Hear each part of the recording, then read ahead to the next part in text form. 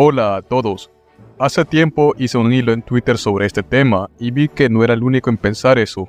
Como sabes, en el fútbol hay delanteros, mediocampistas, defensas y porteros. Pero, ¿no te has fijado que en Inazuma Eleven hay una posición que está y que no destaca como las demás? Así es, y es la defensa. Y antes que me digas que eso no es cierto porque hay personajes como Nathan, Jack, Goldie, Harley y demás, me gustaría que te quedaras hasta el final del vídeo y escuches mi punto de vista. Igualmente, si te ha gustado este vídeo, agradecería tu apoyo con un like y que te suscribas al canal. Eso me ayudaría mucho a seguir mejorando y entreteniendo a todos. Sin más que agregar, podemos empezar. Hace ya un tiempo me puse a ver el llamado Partido de Ensueño, ese que hizo para el 5º aniversario Level 5, en el que juegan los jugadores más queridos de la franquicia, contra los antagonistas más queridos. Que eso de poner a Faye como antagonista para no meterlo en el 11 de Raimon me parece jodido. Sin mencionar que aquí se confirma lo raro que Fubuki o Shun posiblemente no sea muy querido en Japón, pues no está en el equipo. Y vamos, que me cuesta creer que el personaje que marcó un antes y después en la historia de Inazuma no participe. Pero en fin, cosas de Japos.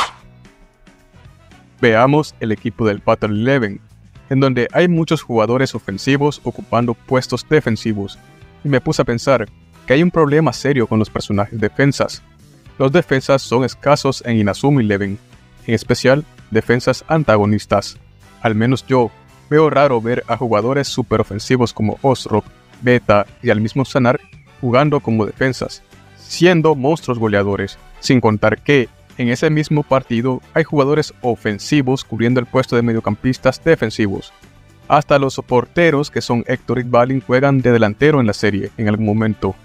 El único con alguna característica defensiva es Caleb, y ni tanto pues es un volante mixto. Hasta se hace el chiste en medio del partido con Beta, quejándose porque juega de defensa y no en el ataque. Desde el principio de la serie no aparece un defensa que destaque o algo que destaque en ella hasta el partido contra el Farm, en donde se hace énfasis a la defensa por fin. Y siendo sincero, salió muy bien, así que eso que los términos y temas de defensa no destacan es una falacia, pues funcionan y muy bien. Luego, en la Academia Alius, de los 5 capitanes, 3 son delanteros, un mediocampista y un portero, pero adivinen, ningún defensa. De hecho, ningún jugador defensivo tiene protagonismo dentro de la Alius, que yo recuerde.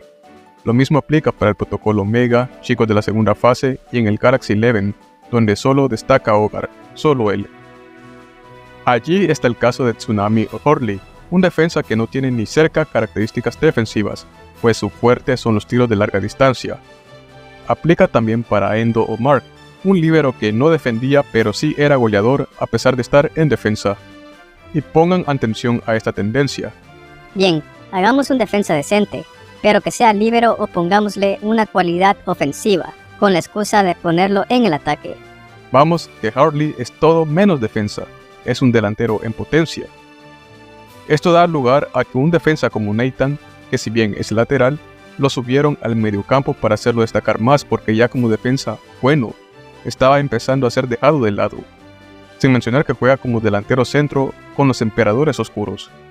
Y hay un personaje como Tori que es una defensa en potencia, pero la ponen de mediocampista.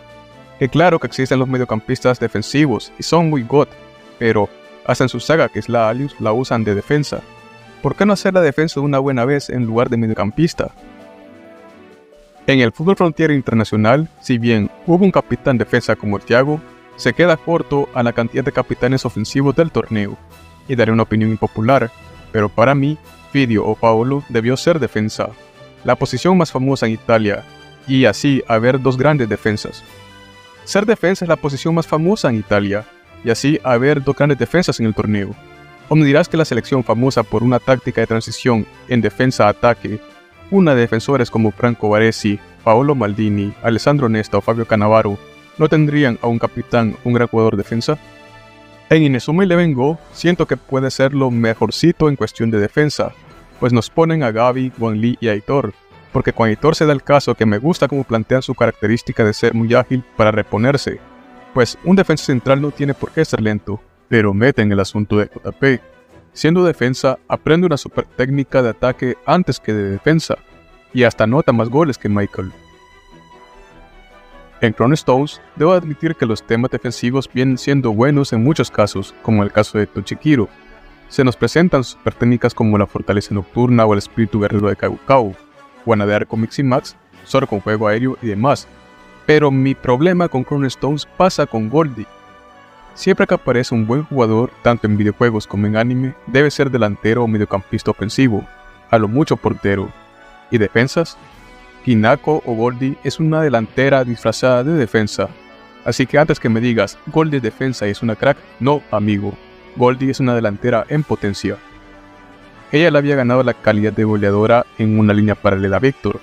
Ella misma dice que puede jugar en cualquier posición del campo a pesar de ello. Y bueno, va para la defensa porque adelante tienes a muchos jugadores protagonistas.